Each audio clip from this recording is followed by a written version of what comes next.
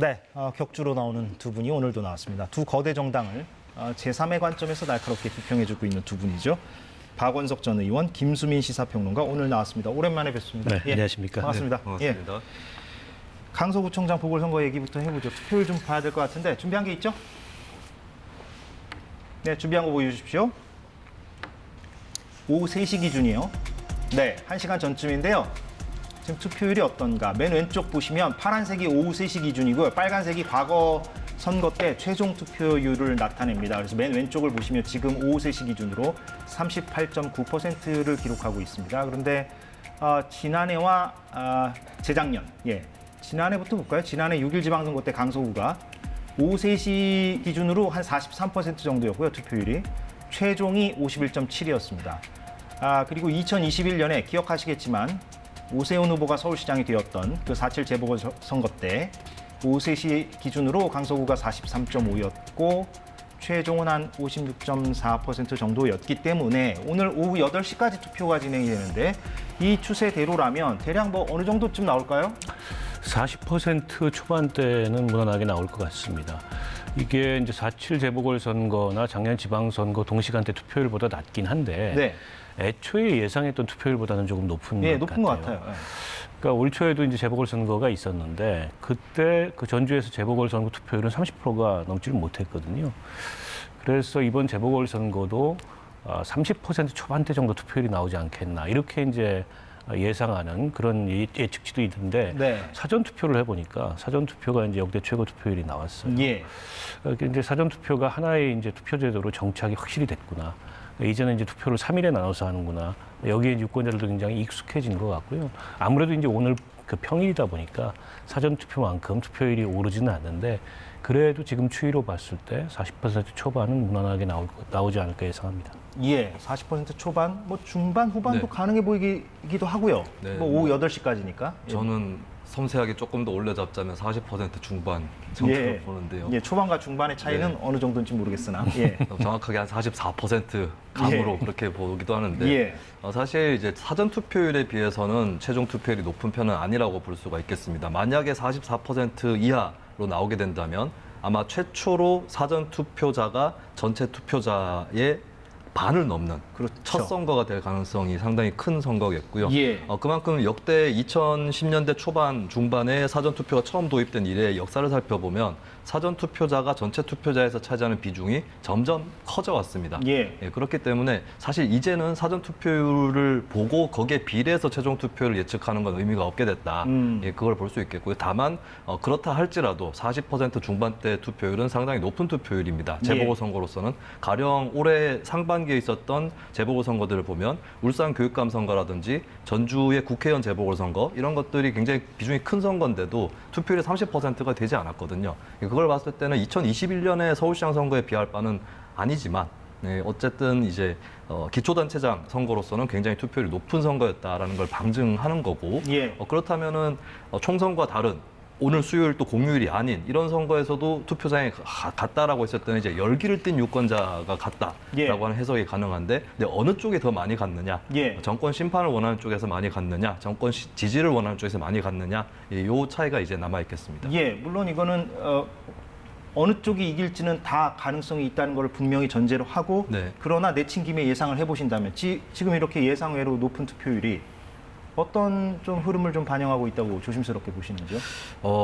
근데 사실 40 몇 %로 나온다 할지라도 재보궐선거 치고는 높은 투표율이지만 일반 선거로서는 그렇게 높은 투표율이 아니거든요. 물론 그래서 사실 이 기준 자체가 이게 투표율이 높은 건지 낮은 건지도 좀 알 수 없는 애매한 그런 상황이기 때문에 투표율 고저에 따라서 예측하는 건 상당히 어렵다라고 생각이 들고 그리고 과거에는 한 2010년대 초반까지만 해도 투표율이 높으면 아무래도 젊은 층의 지지를 많이 받는 야당 쪽이 유리하고 반대의 경우는 여당이 유리하다 이런 법칙이 있었습니다. 근데 이게 한번 이제 2012년 대선 때 투표율이 제법 올랐는데 박근혜 보수 계열이라고 하는 후보가 승리를 함으로써 한번 징크스가 크게 깨졌고 그 이후로도 보면 투표율하고는 이제 크게 상관은 없는 단적으로 국민의힘의 윤석열 대통령도 지난 대선 때 제법 투표율이 높았을 때도 당선이 됐거든요.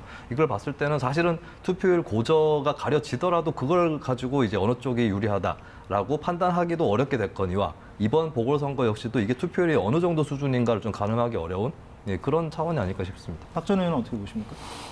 재보궐선거의 특징은 어느 쪽 지지자들이 더 결집하느냐 이에 따라서 승부가 갈리는 게 보통입니다. 예. 그러니까 이번에도 생각보다 조금 높은 투표율을 보이는 거는 이제 양 당이 이걸 이제 전국적인 동원 선거로 만들었어요. 재보궐 선거인데 더군다나 기초단체장 선거인데 뭐 미니 총선이다 내지는 대선의 연장선이다 총선의 전초전이다 이런 의미까지 막 부여하고 있잖아요. 그러다 보니까는 지역구 유권자들이 관심을 안 가질 수가 없습니다. 강서구가 인구는 많은데 지역이 그렇게 넓지는 않아요. 거기서 하루 종일 골목골목마다 양당의 선거운동원들이 보이니까 선거 연기가 높아지고 자연스럽게 이제 투표율을 견인했다고 보고요. 어느 쪽의 결집도가 더 셀 거냐, 그건 사실은 선거의 명분에 전 달려 있다고 봅니다.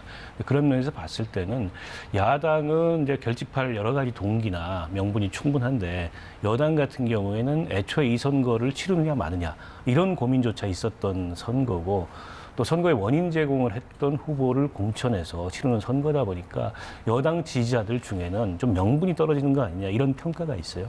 저는 그게 이제 선거 결과의 차이로 드러날 텐데 그 차이가 어느 정도일지는 정말 이거 열어봐야 합니다. 예. 뭐 개표 전에 저희가 예측하는 건 크게 무의미하다는 생각이 들고 다만 이제 선거의 객관적인 구도, 양상은 상대적으로 야당이 좀 유리한 공세적인 그런 선거를 치른 게 아닌가 싶습니다. 그게 지금 뭐 언론의 통상적인 분석인 것 같긴 하고요. 그런데 오늘 투표 날이고 사실은 우리가 양당 중심으로 얘기를 하고 있긴 합니다만 다른 후보들도 지금 뭐 나와 있고요. 그래서 언급을 좀 해보자면 정의당에서는 권수정 후보가 네. 나와 있고 진보당의 권혜인 후보, 녹색당 김유리 후보, 자유통일당의 고영일 후보. 그래서 사실은 6명입니다. 6명인데 보통은 양당 중심으로 시사 프로그램에서 보통 얘기를 하고 있고 저희도 뭐 마찬가지긴 한데 그래도 박 전 의원께서는 정의당 의원으로 현직 활동도 하셨었으니까 좀 언급을 좀 해주신다면 어떤 의미를 좀 부여할 수 있겠습니까?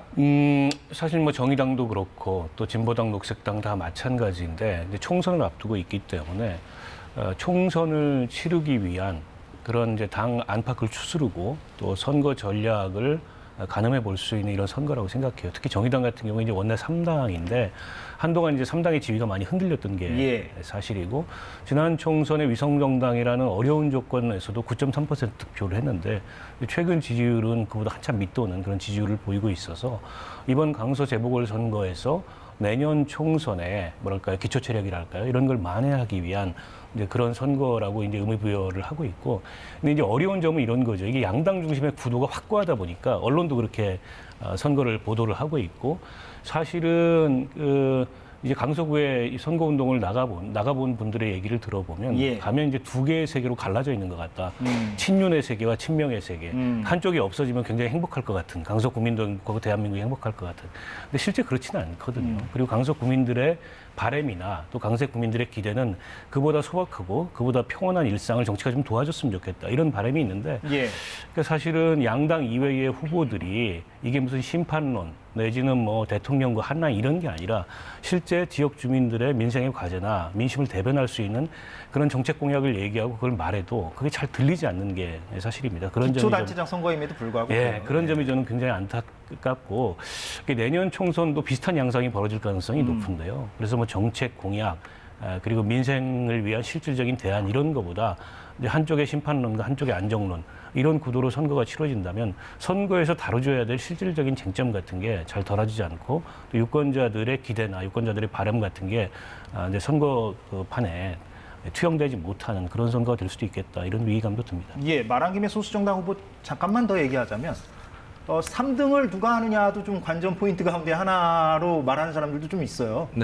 과거에 김수민 평론가도 시의원을 하셨었죠. 구미였나요? 그렇습니다. 그때 이제 녹색당으로.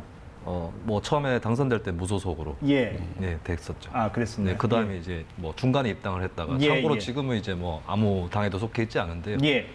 제3당들끼리의 경쟁도 이제 하나의 포인트기는 하고 보통 이제 통상적인 정당 지지율을 보면 정의당이 다른 군소 정당에 비해서 지지율이 높은 편이기 때문에 보통 3등이 누구냐 이런 질문은 잘 제기가 되지 않습니다. 근데 이제 진보당이라고 하는 새로운 변수, 그러니까 얼마 전에 재보궐선거를 통해서 국회의원 1명을 배출을 했고 또 이 지역에서 또 진보당이 지역 조직 사업이라든지 이런 것들이 좀 원활하게 된 이런 측면들이 있기 때문에 그래서 그런 부분까지 감안을 해서 누가 3등을 할 거냐 뭐 이런 문제도 일단은 주목을 받는 것 같습니다. 근데 사실 한 명을 뽑는 선거 장 선거에서는 군소정당은 상당히 어렵고 어떻게 보면 저는 한국은 미국에 비하면 거의 기적에 가깝다. 미국은 민주당, 공화당 아니면 어떤 다른 사람이 들어갈 여지가 거의 없는 뭐 예. 버니 샌더스 상원의원 정도의 예외가 아닌 이상은 그런 나라인데 그래도 한국은 그래도 소수정당이 생존을 해 있는 이런 것들은 어떻게 보면 기적에 가깝다고 할 정도로 한 명을 뽑는 단체장 선거에서 특히 결선 투표도 선호 투표도 없는 상황에서는 굉장히 좀 힘든 선거전을 치를 수밖에 없다라고 하는 게 현실입니다. 근데 이제 저는 뭐 어디가 이길지 이것은 뭐 점치기는 어려울 것 같은데, 근데 다만 이제 예를 들어서 정의당, 진보당, 녹색당 이런 정당들은 공약이나 정책을 봤을 때 이번 선거에서 좀 소외되고 있는 2030 유권자들, 2030 유권자들은 지역 개발 공약, 부동산 가치 상승에 관한 공약에는 별로 흥미가 없습니다. 본인이 거기에 별로 관련이 없는 것이고, 예. 뭐 오히려 뭐 밤길이 안전한가, 또 교육은 잘 돼 있는가 이런 것들에 관심을 갖는 세대인데 그들한테는 좀 부족한 선거였을 거거든요. 그런 의미에서는 정의당이나 진보당, 녹색당의 공약, 정책들은 좀 더 그런 주민들에게 와닿을 수 있는 공약들이긴 했다. 이른바 생활 정치. 그렇습니다. 그런 네. 평가. 그리고 철저하게 그래도 거대 양당에 비해서는 좀 지역 논리에 따라서 그렇게 이번 지방선거를 치르고 있는 거거든요. 그런 점들은 이제 정석적인 정치다라고 평가를 할 수 있겠죠. 다만 그래도 소수 정당이 표를 얻는다고 했을 때는 정책만으로는 안 됩니다. 예. 떨어질 걸 알면서도 찍어주는 이 열망들을 모아내야 되는 것인데 거기에 부합하는 정치를 했는가? 그것은 오늘 성적표를 받아보고 냉철하게 평가를 해야 되는 그런 상황이 됐습니다. 예. 다시 양당으로 좀 돌아와서 얘기를 해본다면 그 어느 쪽이 이길 것이냐 한번 경우의 수를 좀 생각을 해보죠. 사실은 많은 시사 프로그램들에서 이 얘기를 계속 하고 있습니다. 요 며칠 사이에. 국민의힘이 이길 경우, 민주당이 이길 경우 또 어느 정도 격차로 또 이길 것이냐. 그 후에 이제 파장, 영향, 여파는 어떻게 될 것이냐. 그러니까 단순한 승패도 중요한데 어떤 스코어를 보이느냐, 예. 어떤 격차를 나타내는지도 굉장히 그러니까요. 중요할 것 같습니다. 그도 그럴 게 여당 같은 경우에는 다소 무리해서 공천을 했고 그 과정에서 당내에 이런저런 갑론을박도 있었습니다만 결국에는 이제 대통령의 의지, 대통령실의 의지 아니었나 이런 이제 분석이 대체적인 견해입니다. 이제 그렇다 보니까 이 선거에서 패할 경우에 그 여파, 데미지 이런 게 굉장히 클 것 같아요. 더군다나 이제 큰 스코어 차로 패한다. 예를 들어서 두 자릿수 이상의 격차로 여당이 만약에 퍼센테이지, 패하면 패하게 되면은 현 지도부의 진퇴 문제를 포함해서 내년 총선 앞두고 총선을 실질적으로 지휘할 수 있는 그 총선 지휘 체제, 총선 전략 전체를 바꿔야 된다. 이런 요구가 수도권 출마 예정자들로부터 분출할 가능성이 높고 더군다나 지금 이제 김기현 지도부가 그 영남 지도부입니다. 그리고 이제 수도권에서 선거를 치러본 분들이 별로 없는 그런 지도부다 보니까는 그 이번 이제 그 강서구 재보궐선거에서도 선거 전략상 약간은 좀 이 납득이 잘 안 되는 그런 전략상의 난맥들이 좀 보였거든요. 가령 뭐 어떤 걸 얘기합니까? 이를테면 초기에 이제 메모드급 선대위를 구성을 했는데 정작 김태우 후보는 지역발전론을 들고 나왔어요. 예. 그러니까 지역발전론으로 선거를 치를 거면 뭐 나경원, 안철수 이런 분들을 지역으로 불러들일 게 아니고 철저히 밑바닥을 향해서 지역 공약을 가지고 파고드는 그런 선거운동을 치렀어야 되는데 이게 이제 뭐 선대위 구성과 또 후보의 캐치프레이즈가 미스매치되는 경우가 있었고 또 이제 대통령과 한라인론을 얘기를 했는데 한쪽에서는 정권 심판론을 얘기를 하고 있어요. 그리고 대통령 국정 운영에 대한 호감도 굉장히 떨어집니다. 이런 상황에서 가뜩이나 후보 출마의 명분이 약한데 그 한라인을 자꾸 설파하는 게 선거에 도움이 될까? 예. 선거 전문가들에서는 좀 이해할 수 없는 캠페인을 여당이 한다. 결국 이게 수도권 선거를 치러보지 않은 그런 영남 지도부가 본인들의 선거 관성, 본인들의 선거 문법으로 큰 일꾼론, 그리고 대통령과 한라인이 있는 사람 이런 거면 이제 통하리라. 영남 지역에서는 잘 통했던 그 문법으로. 예. 근데 이런 문법을 가지고 선거를 치르다 보니까는 오히려 이제 별다른 전략적 효과를 못 내고 오히려 역효과가 나는 거 아니냐 이런 예. 비판이 있어요. 그런 것까지 더해져서 큰 폭의 이제 변화를 요구하는 그런 목소리가 분출할 가능성이 높고요. 근데 민주당은 지금으로서는 뭐 질 가능성은 별로 전망 안 하는데 예. 의외의 패배가 등장을 하면 또다시 이재명 대표의 리더십 혹은 이재명 사법 리스크가 진짜 해소가 된 거냐, 그러니까 완화가 된 거냐를 둘러싸고 당이 또 다른 내용에 휩싸일 가능성이 있어 보입니다. 물론 이제 뭐 민주당 입장에서는 그렇다고 해서 이재명 대표를 뭐 내리고 비대위가 들어서느냐라는 정도까지 지금 논의가 나갈 가능성은 별로 없어 보여요. 근데 그렇다 하더라도 거의 이긴다고 지금 낙관하고 있는 그런 선거에서 지게 되면 그로 인한 충격은 그건 뭐 여당 못지않게 민주당도 굉장히 클 거라고 봅니다. 뭐 지게 되면 당연히 그렇고요. 근데 이제 박빙으로 이겼을 때도 좀 애매하게 전개될 것 같다는 생각은 좀 들고요. 네. 민주당이 박빙으로 이겼을 때 한 자릿수 가령 뭐 4, 5%포인트 차이로 뭐 이겼다?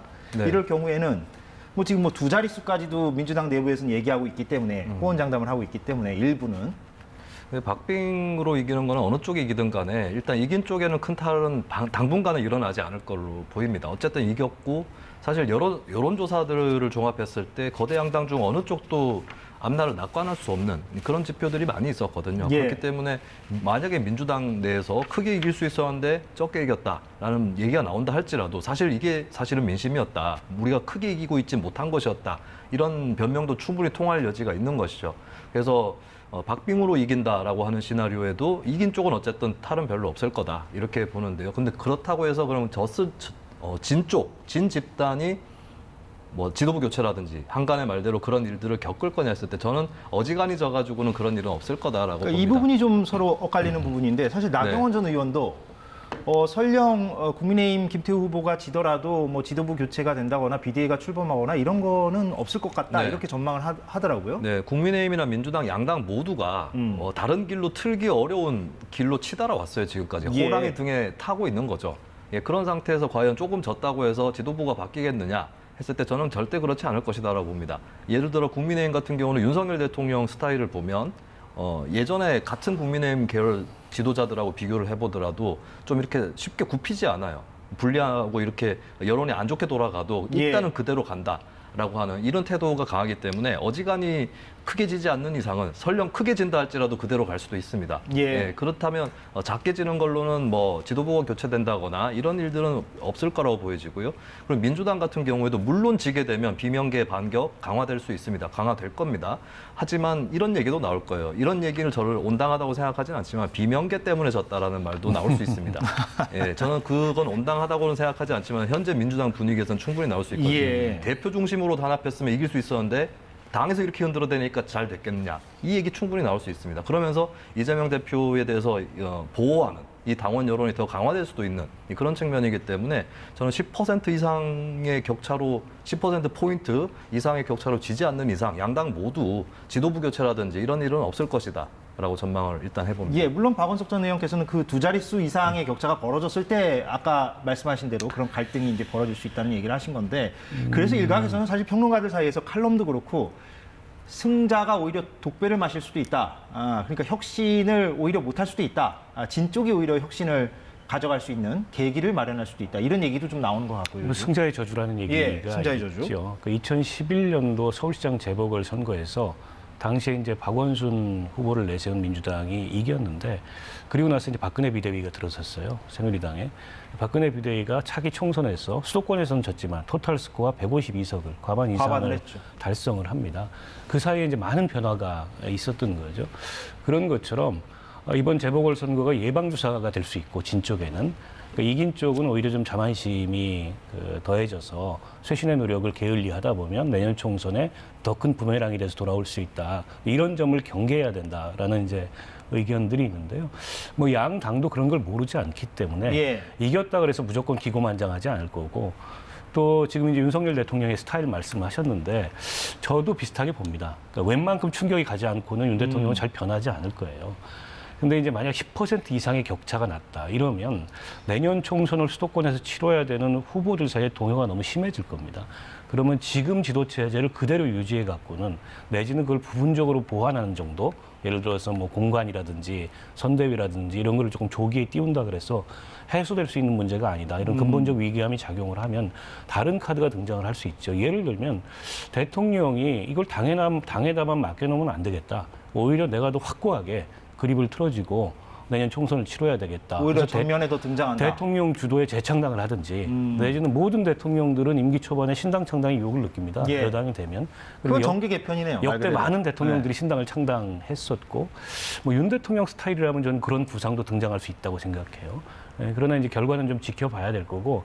근데 뭐 크게 의미 없는 그러니까 양쪽 다 어떻게든 선전했다, 젖잘싸 뭐 이런 거를 해석할 수 있는 정도의 스코어가 나오면은 현상 유지를 가겠죠. 별다른 변화 없이. 그럼 뭐 양당 다 마찬가지라고 봅니다. 아까 그 비명 친명 얘기를 하셔서 오늘 나온 그 인터뷰를 좀 보고 이 얘기를 좀 하고 싶은데 홍익표 민주당 원내대표가 한겨레와 한 인터뷰가 있는데 저희 그래픽 준비한 게 있죠. 그거 보고 한번 좀 얘기를 해봤으면 좋겠는데요. 예, 한번 볼까요? 예, 오늘 나온 기사인데요.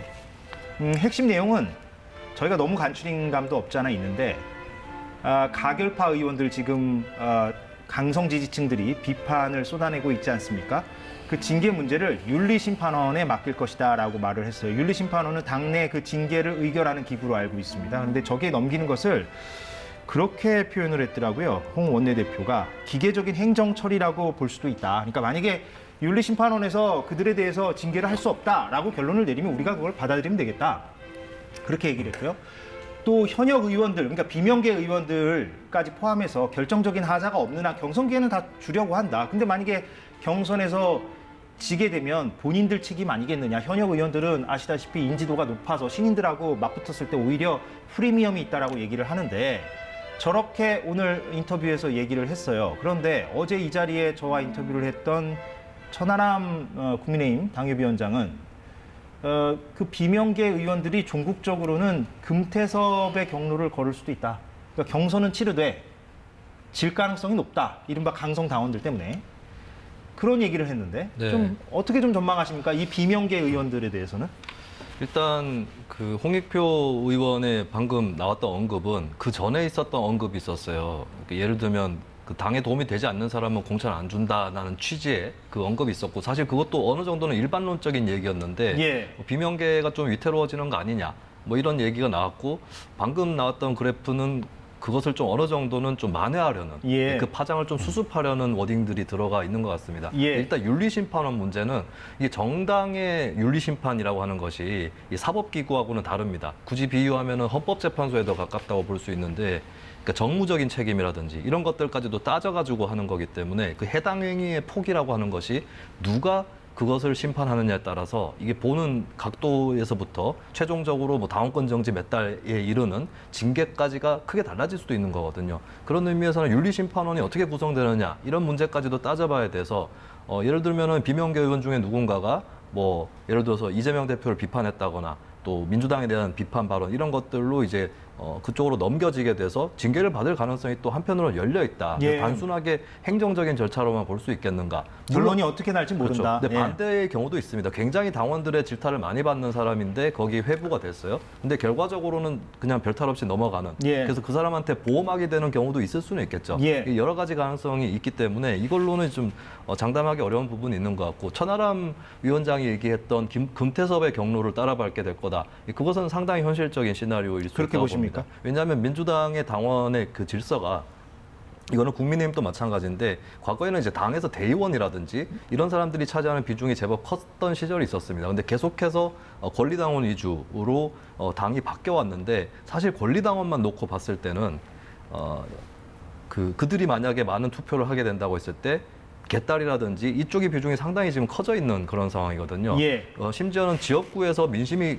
괜찮게 형성돼 있는 의원조차도 당원 투표에서 밀릴 수 있는 가능성 충분히 벌어질 수 있습니다. 또 우리나라의 당원 가입이라는 게 굉장히 쉬워요. 뭐 당원 교육을 따로 받아야 되는 것도 아니고 뭐 진보 군소 정당들은 제법 당비가 좀 10,000원 이상 이렇게 되는 편이지만 보수 정당들이나 또 뭐 민주당이나 이런 쪽은 뭐 1,000원, 2,000원이면 가입할 수 있고 굉장히 예. 가입하기도 쉽고 진입 장벽이 낮습니다. 예. 근데 그 장벽이 낮은 거에 비해서는 대의원 대비 당원의 권력은 상당히 크단 말이죠. 예. 그런 것들이 결국 발휘가 돼서 경선에서 지는 그래서 경선에서 지면은 뭐 독자 출마도 못하고 어디 가서 하소연도 못하는 거 아니겠습니까? 예. 그런 상황으로 가는 의원들도 분명히 비명계에서 생길 수 있다고 생각합니다. 어떻게 보십니까? 국회의원의 표결 행위나 혹은 발언을 가지고 윤리심판원에서 징계를 하기는 좀 쉽지 않다고 보고요. 그런 맥락이 좀 읽히더라고요. 홍익표 원내대표도. 그리고 이제 예. 민주당 국민의힘 같은 경우에는 뭐 품위유지 훼손 이런 걸 가지고 이준석 대표 징계를 했는데 그조차도 이제 논란도 많고 비판도 많이 받았고 더군다나 이제 대상들이 국회의원들이지 않습니까? 근데 국회의원의 입을 막고 또 당론으로 정하지 않은 헌법적 권한을 갖고 한 표결 행위에 대해서 징계를 한다. 그거는 이제 민주당이라는 가치하고 좀 어긋나는 측면이 있어서 제가 보기에는 그냥 정리하는 수순으로 행정적 뭐 처리다라고 홍익표 원내대표가 얘기했듯이 그 말이 좀 눈에 띄더라고요. 정리 수순으로 예. 가는 거라고 볼 수 있을 것 같고요. 예. 그러니까 지금 민주당의 내년 총선 앞두고의 고민은 너무 많이 됐어요. 지난번 총선에서. 그러니까 민주당의 이른바 험지, 전통적인 험지 빼고는 다 민주당 의원이에요. 그러니까 이게 물갈이 폭이 적을 수밖에 없습니다. 근데 친명, 비명 이런 걸 떠나서 어쨌든 당이 뭔가 쇄신하는 모습을 보이려면 새로운 어떤 인물들이 들어오고 수혈이 돼야 되는데 수혈할 자리가 없습니다. 네. 근데 민주당은 국민의힘하고 다르게 아까 홍익표 원내대표가 한 말이 그냥 민주당의 공천 룰을 그대로 얘기해 준 거예요. 현역 의원 컷오프 제도가 없습니다. 이제 하위 20%를 평가해서 공개하는 건데 그게 김상곤이 혁신위가 만들어 놓은 룰인데 지난번 총선에 하위 20%를 선정했지만 공개를 못했어요. 반발 때문에. 그래서 현역 의원들이 경선에서 거의 다 이겼습니다. 그러니까 지금 금태섭 의원 같은 경우 일반적인 사례는 아닌 게 민주당의 경선 룰이 권리당원 50, 그다음에 여론조사 50이에요. 해당 네. 지역 주민들 여론조사를 합니다. 근데 금태섭 의원은 정치 신인한테 여론조사에서 졌어요. 이거는 금태섭 의원이 경쟁력이 없었다는 거죠. 좌표 찍기도 있었지만. 근데 모든 그 비명계 현역 의원들이 다 그럴 거냐. 금태섭 의원처럼. 때문에 금태섭 의원의 결말로 귀결될 거라는 것도 저는 일반적인 관측이 되기가 어렵고 비명계 현역 의원들도 충분히 이런 상황에 대비해서 권리당원 확보 치열하게 했을 거고 또 여론조사에 대비한 경선에 대비한 나름의 전략이나 계획들을 갖고 있을 거거든요. 네. 근데 이제 민주당이 워낙에 이게 이제 뭐 시스템 경선 이래 가지고 현역 물갈이를 매우 제한적으로밖에 할 수 없는 룰을 만들어 놓고 지난번에 워낙에 많이 당선되다 보니까 민주당 표, 이재명 표 쇄신을 보여주기가 쉽지가 않은 거예요. 내년 총선에서. 그러면 밖에 도전자들이 그게 뭐 친명 도전자든 비명 도전자든 현역 의원들하고 경쟁해가지고 그걸 꺾고서 뭔가 드라마틱하게 세력을 교체하는 모습을 보여야 되는데 간단한 일이 아닙니다. 왜냐하면 현역 의원들이 훨씬 더 유리한 모든 자원을 동원하는 데 있어서 유리한 고지에 서 있기 때문에 예. 그래서 의외로 민주당 표 인적 쇄신이라는 게 정작 내년 총선을 앞두고 그 폭이 크지 않을 가능성이 높다. 아하, 예. 이게 아마 이재명 대표로서도 고민일 거예요.